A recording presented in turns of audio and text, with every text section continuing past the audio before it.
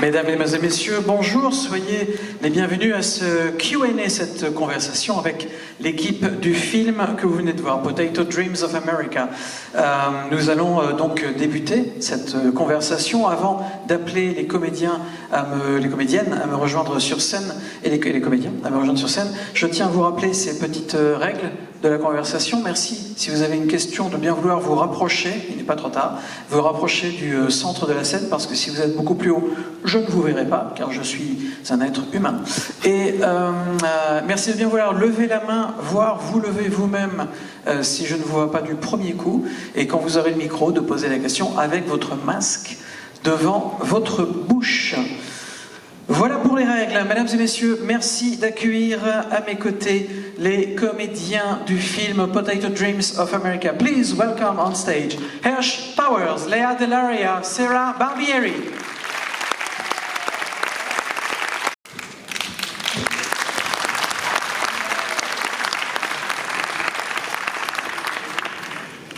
Y a-t-il une première question dans la salle? Je crois qu'il y en a une ici au troisième rang. Madame.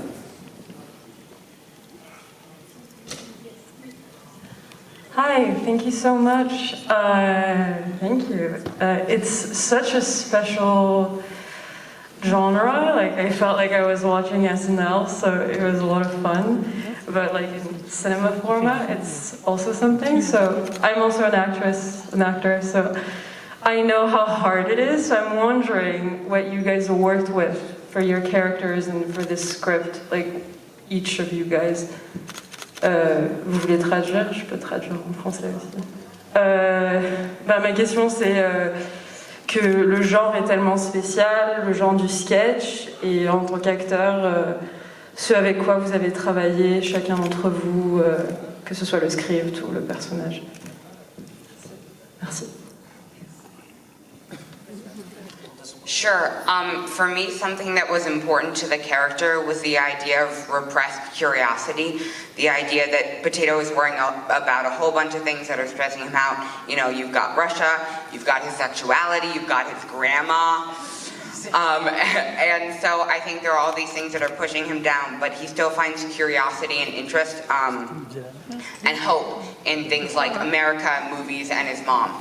Who is in the audience tonight. Shout out to you for being so amazing. There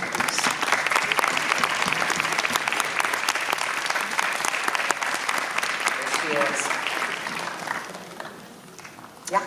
Hersh commence à nous dire par rapport à ces questions. Donc Hersh nous dit que, en ce qui le concerne, évidemment, ce qui l'a le plus aidé dans le jeu de son personnage, la manière dont il a joué son personnage, c'est cette curiosité qui est la sienne. Il est curieux de tout, en fait. C'est quelqu'un qui est donc... Il y a beaucoup de thèmes qui sont évidemment des thèmes qui nourrissent son personnage. La Russie, sa sexualité, le fait également avec sa grand-mère. Il y a beaucoup de choses avec lesquelles il a pu jouer et construire son personnage. Et voilà, tout ça, c'est vraiment quelque chose qui l'a beaucoup servi. And what about the rest of the cast? Yes, for me, I think because the character was so incredibly different from who I am in my personal life where I grew up, even my age, I'm much younger than the character that I portrayed. So I just tried to research and read as much as I could. I read memoirs of women who wanted to get out of Soviet Union Russia, who became mail-order brides. I was just like, I had about 2 weeks to prepare, and I swear as much time as I could, I was just on my computer, like researching, trying to figure out how I could do this the best that I could. So yeah, thank you for your question. That was a fantastic question. And also to reiterate, we have our director and writer's mother, who I portrayed in the audience today. We have Elena with us, so I just want to make sure everybody knows that the real-life mother is here in the crowd that inspired so much of this story. So thank you. Sarah nous dit qu'en fait il y a beaucoup de choses, elle est tellement elle-même éloignée du personnage qu'elle a interprété, elle est à beaucoup de points de vue. Par exemple, elle est notamment plus jeune que le personnage qu'elle est censée jouer, donc elle est vraiment très différente, donc elle n'a pas vraiment pu puiser en elle des éléments qui auraient pu lui servir pour pouvoir interpréter ce personnage. Donc qu'est-ce qu'elle a fait? Elle a fait beaucoup de recherches, elle a eu 2 semaines pour préparer son personnage, et en fait elle a passé ces 2 semaines devant son ordinateur sur internet à essayer de trouver trouver le maximum d'informations par rapport à cette période, par rapport à, voilà, à tout ce qui s'est passé, pour pouvoir construire son personnage. Et ce qu'elle voulait également dire, c'est que le personnage qu'elle interprète, donc la mère, eh bien la vraie mère de la vraie vie, elle est là, parmi nous. Elle est ici aujourd'hui, celle qui est la mère du réalisateur, eh bien, et dont vous venez de voir en quelque sorte un peu un pan de la vie. Elle est parmi nous, donc vous pouvez l'applaudir.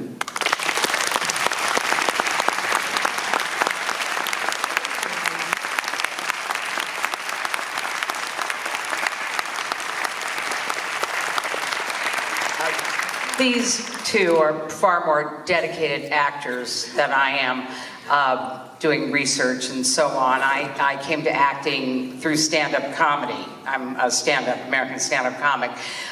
So I didn't, thank God, have to do research and go on a computer. You know, I just hit my mark and say my line. The part was written for me. That made it a lot easier for me to do. I had a little conversation with the director the first day that I went onto the set to make sure that I was reading the page properly, because as a person who, I do work a lot, I do a lot of film and television in America, and it's very unusual to get a script where it's all on the page. And this character I was lucky to play, it was all on the page. It was very, very easy to do her because it was so incredibly well written. Oui, Léa nous dit qu'en fait, en ce qui la concerne, il faut savoir, peut-être que vous le savez, peut-être que vous ne le savez pas. Bon, bien sûr, on la connaît avec son rôle bien connu dans Orange is the New Black, mais Léa est également quelqu'un qui a passé beaucoup de temps sur les scènes de stand-up, c'est-à-dire de faire de la comédie devant un public plus ou moins grand. Elle fait ça depuis très longtemps, elle a fait beaucoup de publicité également, de sketch pour la télévision américaine, et elle est habituée à ce genre de choses, mais elle n'était pas vraiment habituée à ce qu'on aurait pu imaginer pour ce film, et elle a été très contente parce que ce qu'elle voulait avoir et ce qu'elle avait, c'était un scénario très écrit, où tous les dialogues étaient très écrits, toutes les indications étaient très claires et très précises. Donc quelque part, c'est ce qu'elle nous dit, en fait, pour elle, ça n'a pas été si compliqué que ça, dans le sens où il y avait une marque par terre, il fallait qu'elle pose son pied sur la marque, qu'elle lise son texte, et tout s'est très, très, très bien passé, parce que, encore une fois, et ça n'arrive pas si souvent que ça dans le cinéma, eh bien, toutes les parties qui étaient les siennes dans le scénario étaient vraiment carrées, et donc voilà, elle a suivi le chemin et ça n'a posé aucun problème. Y a-t-il une autre question dans la salle? Troisièmement, ici.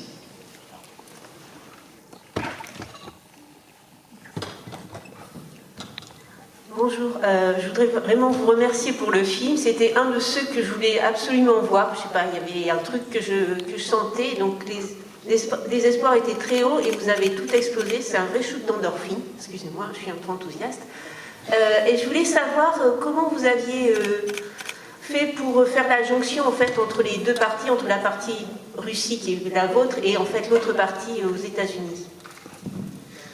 First of all, thank you. This lady said that when she saw the program and she saw the list of the films, she knew that she wanted to see that movie. She actually placed a lot of hope in watching the movie. She was, hoping to have a great show, and she had more than what she bargained for. So thank you very much, and congratulations on that. And the question is about, could you explain us a little bit about the work that you did, you, the crew, everybody you did, in order to separate, in a lot of ways, the Russian parts and the American ones? Okay, if I take some of this? Wes, I found, was ingenious in the way he shot this film. Those of us who are in the industry, those of us who make movies, know how expensive everything is. Sound stages, in particular, are very, very challenging for the independent filmmaker. Wes, to his credit, rented an abandoned Staples. Staples is an office supply store in America, a huge one. And he rented an abandoned one, and then he hired local Seattle set designers and local Seattle theater lighting designers. These were all theater people, which is why the beginning, very surrealness of this film in the beginning looks so theatrical. It's done on purpose. And by doing it that way, he saved so much money that he could put into the post-production, into the advertisement, into getting it into festivals, so on and so forth. That was just ingenious on his part, and I frankly am going to steal it when I make my first movie. And he really had that idea of us being in a very dark and different world, and I think that makes Seattle, it's like Dorothy and the Wizard of Oz stepping into Seattle, you know, and it gives the real view of what it felt for them to be so dark in Russia and then so happy to be in America. All of it very conscious on his part. Yeah. Oui, je vais traduire la réponse de Léa. Léa nous dit qu'en ce qui la concerne, elle considère vraiment Wes Hurley, le réalisateur du film, elle le considère vraiment comme un génie dans la manière qu'il a eu de faire ce film, de tourner ces scènes, parce que faut savoir, pour ceux qui se sont déjà intéressés au monde du cinéma, et notamment au monde du cinéma aux États-Unis, faire un film, ça coûte beaucoup d'argent. Et bien sûr, ils avaient de l'argent, mais quand même pas tant que ça, et notamment quand on veut recréer une rue, un quartier entier avec des vieux immeubles, etc. Quand on veut faire ça, il faut louer ce qu'on appelle un sound stage, c'est-à-dire un studio à ciel ouvert, souvent très grand, mais surtout très cher. Et en fait, quand on est un réalisateur de films indépendant, ce qui est le cas avec ce film-là, eh bien ça peut vraiment être quelque chose d'assez compliqué. Et donc en fait, ce qu'il a fait, le réalisateur, en fait, il a tout simplement été, je ne sais pas si vous connaissez aux États-Unis, il y a une chaîne de magasins qui s'appelle Staples. Et Staples, ce sont des magasins de fourniture de bureau, des ciseaux, des crayons, des cahiers, etc. Et en fait, en général, ces magasins sont très grands. Et il y en avait un qui était abandonné, complètement abandonné. Et qu'est-ce qu'il a fait? Il l'a loué. Donc ça lui a vraiment pas coûté cher, pour le coup. Et il s'est retrouvé avec cette espèce d'immense hangar abandonné dans lequel il pouvait faire un peu ce qu'il voulait. Et ensuite, qu'est-ce qu'il a fait? Il a été chercher là où ils étaient, à Seattle, right? Seattle. À Seattle, dans l'état de Washington, il est allé chercher des gens, des locaux, notamment des décorateurs de théâtre, par exemple. Et c'est ce qui fait que, par exemple, lorsqu'on regarde le début du film en Russie, ça a un côté très irréel, très théâtral. C'était fait pour. Ça ressemble vraiment à un décor de théâtre parce que c'était fait exactement de la même manière pour renforcer ce côté presque pas réel, onirique. Et donc en fait, en faisant ça, il a réussi à ne pas dépenser beaucoup d'argent, en tout cas beaucoup moins que de la manière traditionnelle. Et il a pu justement se servir de cet argent pour la post-production, pour envoyer le film à différents festivals comme Deauville. Et donc vraiment, elle a dit que c'était une si bonne idée de sa part, de la part du réalisateur Wes Hurley, que Léa nous dit, lorsqu'elle va réaliser son premier film, elle va se rappeler de tous ces petits trucs et elle va sans doute faire pareil. Et c'est comme ça que l'aspect entre les deux parties du film est tellement différent, parce que c'est vrai que toutes les premières parties en Russie, c'est sombre, il n'y a pas beaucoup de couleurs, il n'y a pas beaucoup de lumière, c'est très claustro, et puis tout à coup on arrive avec des musiques, on a l'impression d'être dans le Magicien d'Oz quand ils arrivent aux États-Unis. C'était encore une fois totalement et complètement voulu. All right. Y a-t-il une autre question dans la salle? Alors il y a monsieur ici devant moi, je sais pas, devant.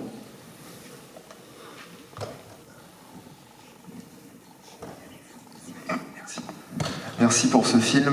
J'aimerais rebondir sur les questions d'avant, sur la séparation entre les deux parties, pour savoir s'ils ont travaillé avec les acteurs de la seconde, et si c'était la première fois qu'ils voyaient justement cette seconde partie. Est-ce que ça a été réalisé avant, après? Est-ce qu'ils étaient sur le plateau aussi? Est-ce qu'il y a une rencontre du coup à la fin? Voilà, savoir comment est-ce que les deux parties s'étaient entraidées du côté de l'acting. This gentleman, first of all, thanks you for the movie, for what you did, and he wanted to actually ask another question about this separation between the Russian and the American part. What about the acting? I mean, the actors of the Russian part, were they on the set when you were shooting the American part?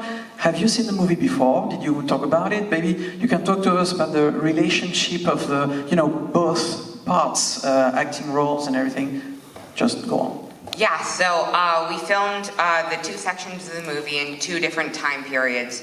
The first was in October, November-ish, and then we filmed early 2020, February, March-ish, right before the pandemic started.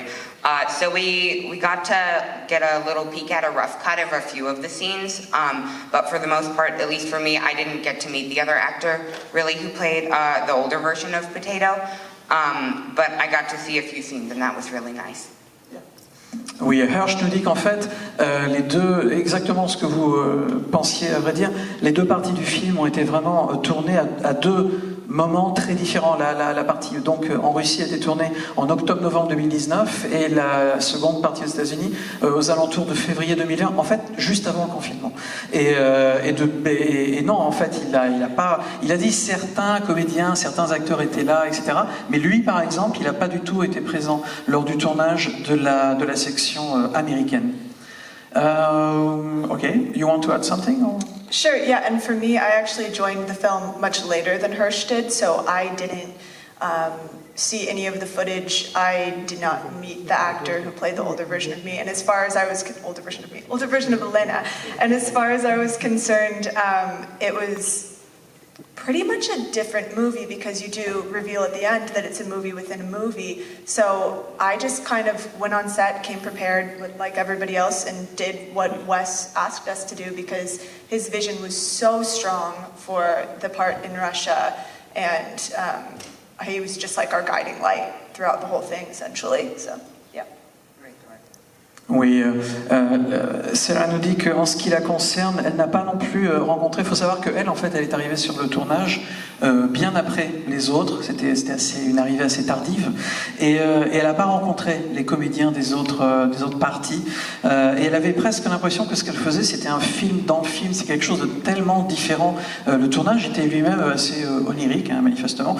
Et voilà. Donc, pour elle, encore une fois, ça n'a pas non plus été si difficile que ça, non plus de trouver ses marques, même si elle n'avait pas vu le début du tournage, etc. Parce que le réalisateur avait une vision tellement forte et tellement précise de ce qu'il voulait faire qu'il suffisait simplement de le suivre dans ce qu'il vous indiquait. Et voilà, ça a été assez simple à faire. I have a question, actually. How would you describe your work as actors on a film? What about Wes Hurley as a director? Is he a very director? I mean, now we know, of course, because you said a few, but did you have any room for improvisation, or everything was like super script? Yeah, he's a great director. I want to say that. I think we all feel that way about Wes. He has a very clear vision, and he can very clearly make you understand that. He's not precious with actors. I mean, a lot of directors are nervous about telling you to do stuff. They pull you over to the side because they don't want other actors to hear them criticize. Wes talks to everybody like family and like community and gets what he needs from us in that respect. So I thought he was just a fantastic director. You know, just really great. I loved working for him. And he allowed us, I think, to improv. We have several improv things in there. That moment where they show us fighting was, I mean, we knew that was going to be music over us, but that was just all improv. Yeah, he was very open in all of our ideas. He didn't consider any of what he had written to be like the Bible. You know, like he was very flexible in terms of like, if this doesn't feel natural to you, if you think your character would say something else, like run it by me, I'm open to it. And for it being his story and to be so open and flexible in that regard was like so admirable and a really special experience to be part of. Yeah, oh, sorry. No, go for it. Okay, I was also going to say that I think a lot of what he had to say was more getting us in the moment of what he was going through in the moment and not necessarily acting moments like look more sad, look more happy or anything like that. It was more like here's where my mindset was and here's what was going on, so that was really nice. Also, that whole dance thing was ad-libbed. Yes. The whole dance, when he dances in the middle of it, that was all ad-libbed. La question que j'ai posée, c'était par rapport au travail de réalisateur de Wes Hurley. Est-ce que c'est un réalisateur qui était très très directif, qui était très précis, ou est-ce que c'est quelqu'un qui lâchait un peu la bride et qui laissait les comédiens partir peut-être dans un peu d'improvisation de temps en temps? Et alors Léa nous dit, en ce qui la concerne, c'est vrai que ouais, c'est quelqu'un qui a une vision qui est très très claire, qui sait exactement où il veut aller, et qui en plus possède vraiment cette particularité de réussir, et tous les réalisateurs n'ont pas ce talent, de réussir à vous faire comprendre très facilement et très simplement ce qu'il veut obtenir comme résultat. Alors après, par contre, la manière dont vous obtenez ce résultat, Eh bien, si vous voulez essayer de faire un peu d'improvisation, eh bien, il était tout à fait ouvert à ça. Et c'est pas du tout le genre de réalisateur à vous prendre comme ça par la manche, puis vous emmener sur le côté du tournage et dire, oui, tu vois, je pense que le personnage aurait peut-être... Non, au contraire. C'était vraiment, il était super ouvert, il parlait, il n'y avait aucun problème, et tout était très clair et très ouvert. Et il agissait vraiment comme si tout le plateau de tournage, les techniciens, les comédiens, c'était une grande famille. Donc c'était très ouvert, personne n'avait peur de parler, il n'y avait aucun problème par rapport à ça. Mais et il y avait de l'improvisation, bien sûr. Le rôle était très écrit, le scénario était très précis, mais il y avait également de la place pour l'improvisation. La scène, par exemple, où les personnages de Léa et de Sarah se battent, elle savait très bien, par exemple, se disputent. Elle savait très bien, par exemple, qu'il y aurait de la musique par-dessus, qu'il y aurait une musique qui va couvrir ce qu'elles disent, mais en dehors de ça, elles étaient libres d'improviser, et c'est ce qu'elles ont fait. Et le résultat, c'est ce qu'on a vu à l'écran. En ce qui concerne Sarah, elle nous dit elle aussi, elle ajoute que le réalisateur était encore une fois très ouvert aux improvisations, et que, bien sûr, il a tout écrit, mais qu'il lui a dit, d'ailleurs, il lui a dit, si jamais tu sens à un moment donné que ton personnage, si tu sens toi, parce qu'il a confiance aussi dans l'instinct de l'acteur et de l'actrice, et si ton instinct te dit qu'il vaut mieux que tu joues un petit peu différemment, que tu dises des choses un petit peu différentes, vas-y. Parce que ce qui compte, c'est le naturel de la réaction du personnage à l'écran. Donc c'était vraiment bien. Et Hirsch aussi lui dit qu'en ce qui concerne, très souvent les indications qu'il lui donnait, c'était juste un mot par-ci par-là. Par exemple, à un moment donné, il lui dit, alors là voilà, là t'es triste. Voilà. Et puis là t'es heureux. Et ça lui servait très bien, il n'y avait pas besoin de parler pendant des heures. Une petite indication comme ça, et ça peut vraiment changer complètement l'interprétation que l'on fait d'un rôle, d'une scène à un moment particulier. Est-ce qu'il y a une autre question dans la salle? Premier rang, ici.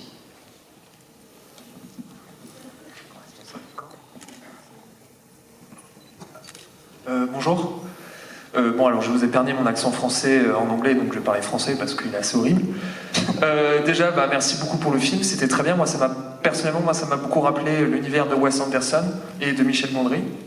Et ma question, c'était par rapport au film Douleur et gloire de Pedro Almodóvar, parce qu'en fait, c'était un film qui est sorti justement juste avant le tournage de ce film, et il se trouve qu'il raconte à peu près justement comment on s'assume en tant qu'homosexuel au XXe siècle, et aussi ça se termine exactement de la même manière, et le déroulé rappelle un peu le film, et je voulais savoir si c'était une source d'inspiration pour ce film, ou si c'est une totale coïncidence. Merci beaucoup. This gentleman actually watches, first of all, thank you very much. Congratulations on your movie. And this gentleman wishes to know something about the film. The film, he said, reminded him a lot of, films by Wes Anderson or Michel Gondry.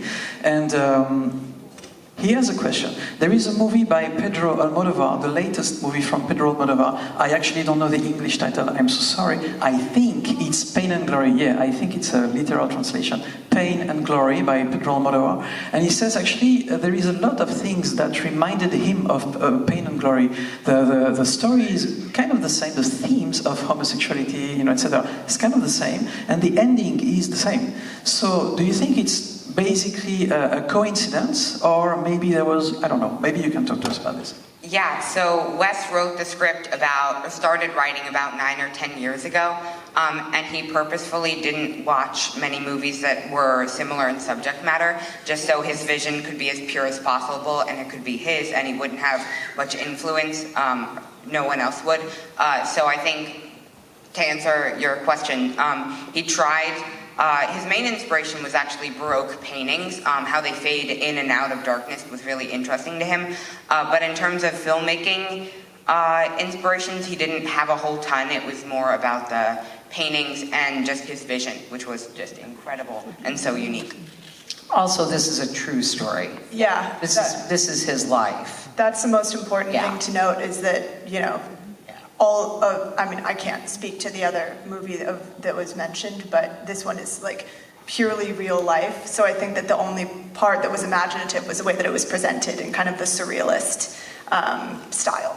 And also, just as a queer activist, thank God there are movies out there that portray gay people and what we go through and what it's like to be us in this world. I hope we get many, many more of them. I hope we get them all the time. I hope this festival has nothing but queer films next year.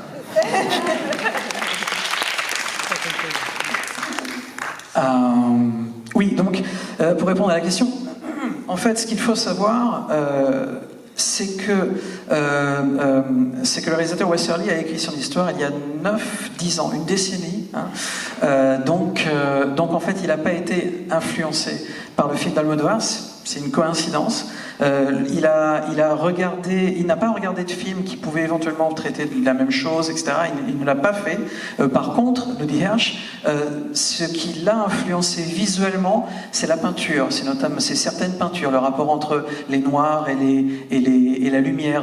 C'est des influences visuelles qui là, par contre, oui, effectivement, l'ont aidé à trouver l'ambiance visuelle de ce film-là. Mais en tant qu'influence cinématographique, les films, il a décidé en fait vraiment de ne pas avoir de film pour ne pas se faire influencer. Voilà ce que nous dit Hersch par rapport à ça.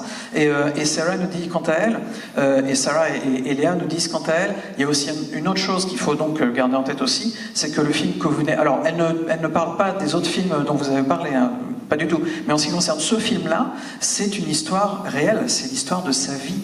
Et donc voilà, il n'y a pas vraiment d'influence narrativement parlant, parce que c'est sa vie. Il raconte sa vie et c'est quelque chose, voilà, c'est comme ça. Alors ensuite, encore une fois, sur la forme du film, bon, peut-être ici et là, mais sur le fond du film, non, c'est vraiment sa vie, c'est quelque chose qu'il porte en lui depuis évidemment très très longtemps. Et voilà sa réponse. Et Léa nous dit quant à elle, par rapport au thème de la sexualité et de l'homosexualité particulièrement, elle nous dit qu'elle-même est une activiste dans ce domaine et qu'elle est très heureuse de voir qu'il y a un film de plus sur l'homosexualité. Pour elle, c'est une très très bonne nouvelle. Et si jamais, par exemple, l'an prochain au Festival de Deauville, il n'y a que des films qui traitent de l'homosexualité, elle sera très très heureuse. Voilà pour elle. Y a-t-il une autre question? Madame, ici? Pardon? Monsieur, ici? Ah oui, très haut, oui, d'accord. Alors, la prochaine fois, il faudra vous asseoir un petit peu plus bas pour que je vous vois. Désolé, monsieur là-haut.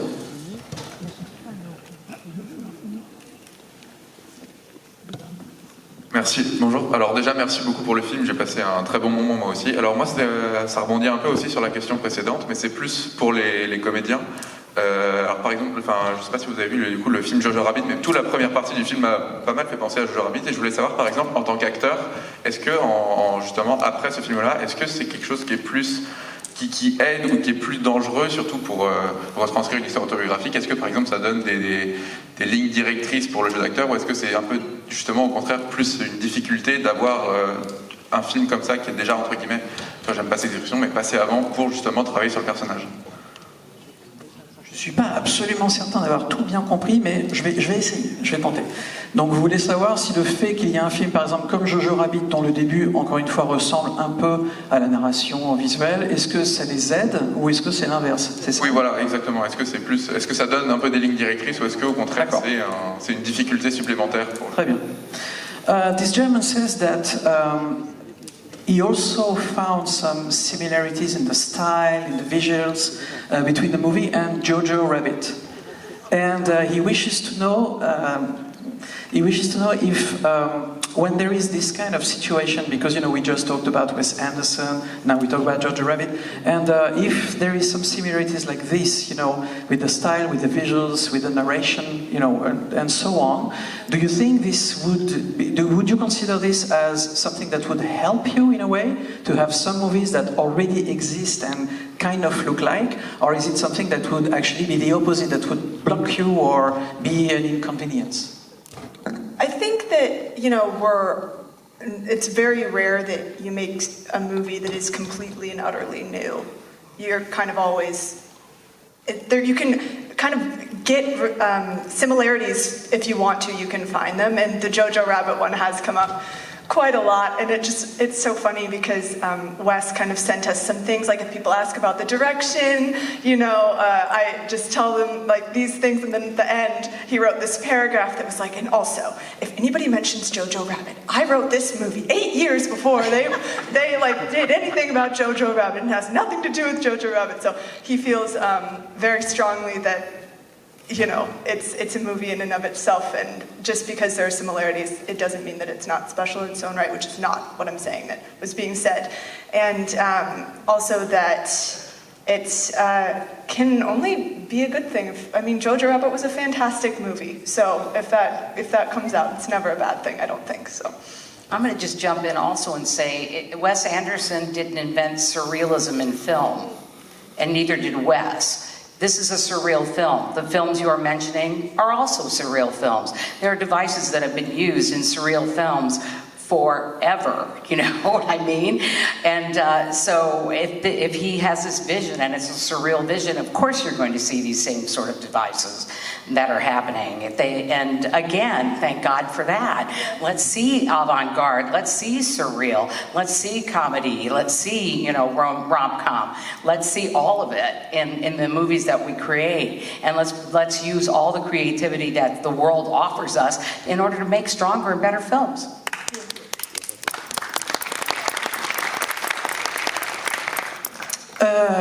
Sarah nous dit par rapport à votre question qu'en fait, aujourd'hui, faire un film qui soit complètement nouveau, dans lequel il n'y ait aucune image qu'on a vue déjà avant, où là vraiment c'est quelque chose qu'on n'a jamais vu, on n'a jamais eu cette expérience, bien sûr ça peut arriver, mais enfin c'est quand même extrêmement rare.